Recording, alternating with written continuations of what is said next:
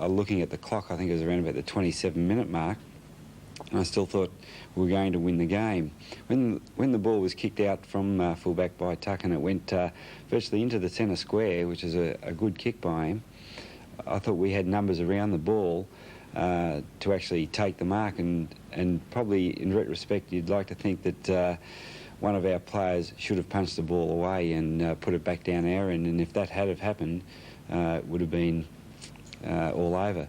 But it was a mark play on and free kick to Buckenara, and at that stage I was right on Michael Tuck, and I just shook his hand and said to him, well, this is the kick that decides who gets there. You know, if it's you, all the best. I just hope it's us. And he yelled out, "There's a 15-metre penalty," and you know, that sort of really put it beyond doubt for mine. And I took off into the rooms, and you know, when I was about 20 metres from the race, you know, I watched the ball sail through and just hit it on up, and I was first in. And probably the saddest in. Yeah. How did it actually hit you? When did the sort of... you must have felt anguished after everything that you've been through. After all these years, after the last few weeks, for that to happen, must have been like having somebody turning a knife in your stomach. Well, as I was in the rooms afterwards, we were stunned about little things that probably could have... The if-onlys. The if-onlys, that's right. And we sat there all stunned, naturally enough, and John Northey, you know, pointed out a few if-onlys. And I think the reality of it all, you know, probably hasn't hit to its fullest extent. I went home, we had a club function last night, and I went home after that and lay in bed and went through just the events of the day, and started to really churn inside of me at that time, and I must have tossed and turned all night because I didn't get too much sleep. Mm. And I suppose for the next few days, at least, even probably watching next week the grand final itself and thinking, well, what could have been if only, and you know, we mustn't really cry over the spilt milk now, that we must have learned a lesson from it, that a game of football lasts 120 minutes and you play out till the final siren and the last kick after the siren, and I think we've got a good enough side to go on again next year. Well, on that point, the way that game ended, there's an awful lot of Melbourne players, obviously, and tens of thousands of Melbourne supporters who are going to be grieving and suffering for the next few days, the next few weeks, who knows what. There's perhaps one thing that might cheer them up and give them a hope for the future, as if Mr. R. Flower decides to play again, to help the boys go one better next year. Any chance?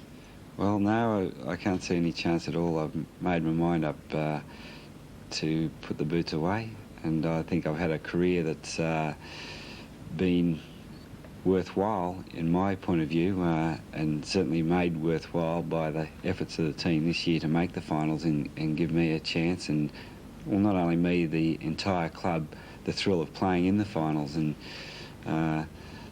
that's a highlight that would be hard to capture again next year. And I'd say that whilst I'd love to play, the injury that I received yesterday is just another blow to the system, to the body, that's going to be hard to get over, and I think that next year they'll certainly have good enough players to replace me in the side, that's for sure.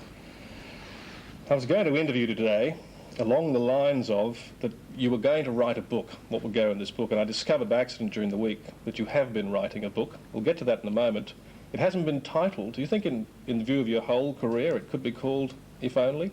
If Only it could be a good starting point for a name. We haven't, as you say, thought of a name for the book. The book actually came about through Ron Reid and John Craven, who approached me earlier on in the year, and I hadn't really thought of anything in that light.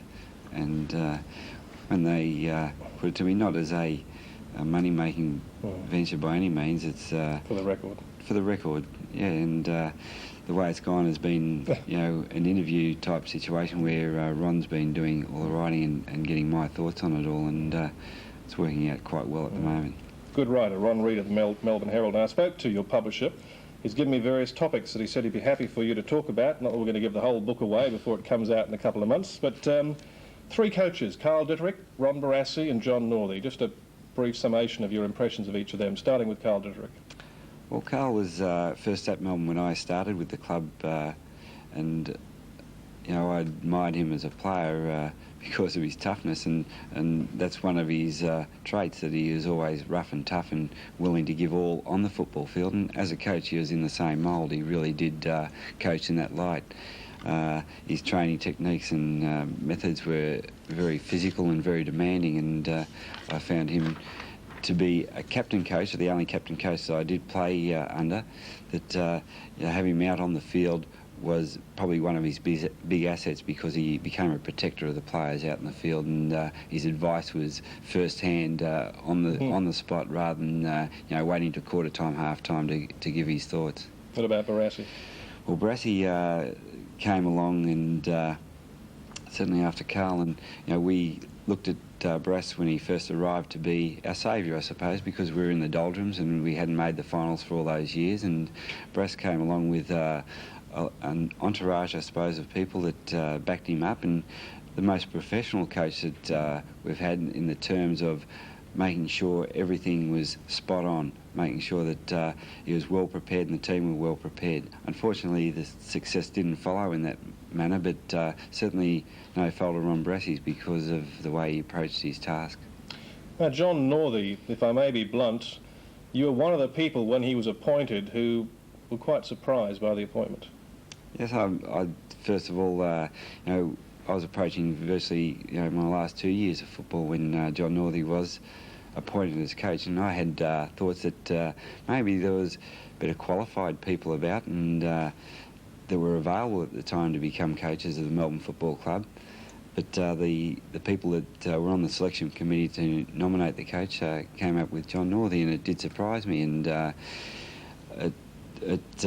Did you voice a complaint? Well, I didn't voice a complaint, but I probably wasn't as as jubilant as I should have been, and I didn't give John Northey a go, and in the first couple of weeks I was probably downtrodden a little bit, but it didn't take long for me to see why John Northey had been named the coach of the Melbourne club, because of his contrasting style to what Ron Barassi has, and the way he again approached his task of coaching the side, and he prepares his side well as far as the training goes. He's got the most varied training that we've had as far as coaches at Melbourne, and that's one of the secrets that he's got, and he's also a player's man. He makes sure the players are well looked after.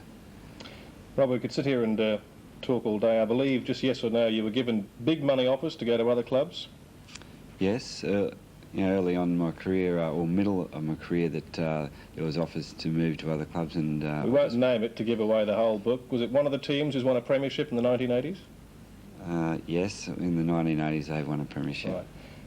Finally, you're a frail character. Violence in the game.